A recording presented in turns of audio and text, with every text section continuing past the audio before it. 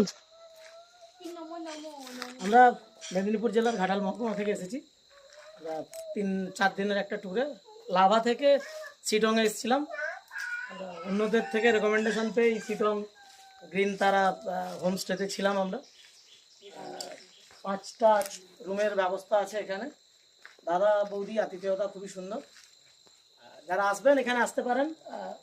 একটু অফবিট দার্জিলিং যেটা বলা হয় সেটা অফবিট দার্জিলিংয়ের কোলাহল থেকে দূরে সরিয়ে যদি একান্তে পাহাড়ের সঙ্গে একাত্ম হতে চান তাহলে চিটং চলে আসুন।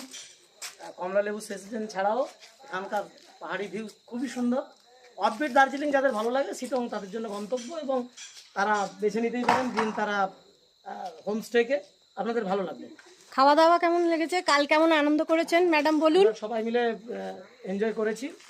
একেবারে হোমস্টে এই নামটা ওনাদের সার্থক। একবারে হোমলি অ্যাটমসফিয়ার দিয়েছেন ওনারা, সেই জন্য কর্তৃপক্ষকে ধন্যবাদ।